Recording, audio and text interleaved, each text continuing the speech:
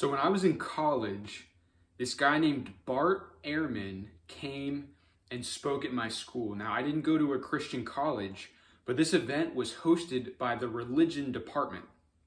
And so a bunch of students who were religion majors were required to go to this event.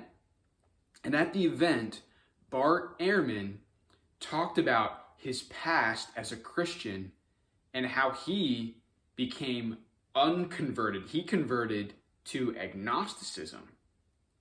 And he gave up Christianity. And his whole mission in life was to disprove the Bible. And so he went through what he thought were a bunch of contradictions and really did the best that he could to invalidate the faith that so many people had and a few people in that room who would claim to be Christians. But it was really interesting. At the end of his whole speech, he concluded by trying to comfort some of those people who he knew he had really upset. And I'll never forget what he said. He said, listen, just because none of the things in this book are true, that Jesus didn't actually rise from the dead, doesn't mean that it's not meaningful to you still.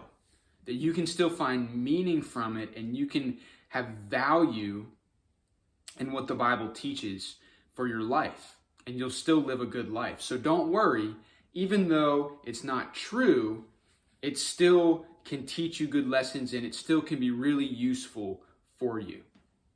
And so after the meeting, I was a leader for one of the Christian clubs that we had on campus. And I had a meeting right after that. And a bunch of people came, and there were a few new people who came because we were going to talk about what Bart Ehrman's speech was about. And the first question that I asked was, what did you think of the speech? What did you appreciate about what Bart Ehrman said? What did you disagree with? And one of the students, he said that he most appreciated that Bart Ehrman basically told him that it doesn't matter if it's true or not, you can still find meaning from it.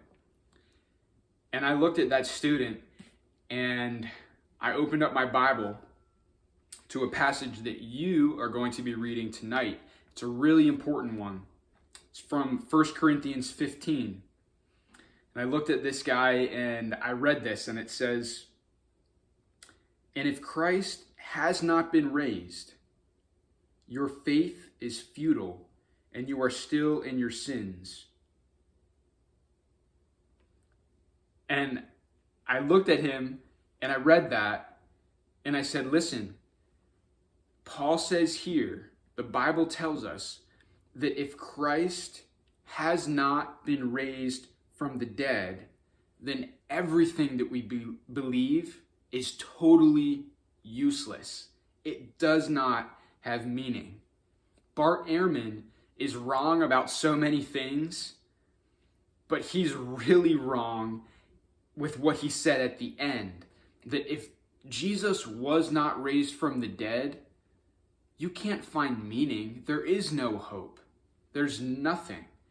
Everything that you believe as a Christian hinges on whether or not Christ really was raised from the dead. Always remember that. Everything hinges on that. And what's so great about 1 Corinthians 15 is that Paul lays that out and he makes it abundantly clear. And you guys are going to be reading the first 34 verses of that chapter. That Christ was raised from the dead, and it's not in some spiritual sense, like there was a resurrection in spirit and his spirit was raised. No, Paul says Christ, his actual physical body, was raised from the dead, that he really did die. And he really was raised. And that he even appeared to people after that. That once he was raised, people actually saw him. And so, listen, Christianity is not some sort of spiritual belief. It is spiritual, but it's also grounded in tangible, physical reality. That this is a historical event that really did happen. And everything that we believe hinges on that. That is the core, that is the centerpiece. And it has a spiritual effect, it has spiritual implications for us. Because the worst thing that can happen to anyone in this life is death. Either a death of a loved one, or the fact that you will eventually die. But the Bible gives us hope in the historical reality of Christ's resurrection.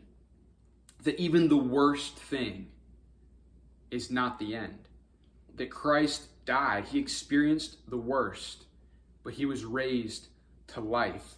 And it gives us this really cool principle, this really cool truth that we are going to see reflected as we study 1st and 2nd Corinthians this month. And that is that we see the power of weakness. That even the hardest things that we experience, when we feel our weakest, we actually see strength and power in those things. And again, it all goes back to the resurrection of Jesus Christ, who died and then was raised to life. And that gives us hope, not just that we will also be raised to life, because we will, but it also gives us hope when bad things happen to us and when we feel at our worst. We know that that same power that raised Jesus from the dead lives in us too. And so you guys are going to dig into this a little bit more. And as you do, start asking yourself those questions. Do you really believe that Jesus was raised from the dead, historically, bodily? And why do you believe that? I mean, think about that. Is it just because you were told that? Is it just because your parents believe that? Why do you really believe that Jesus rose from the dead? What arguments are there? Are there any reasonable arguments out there to support that conclusion?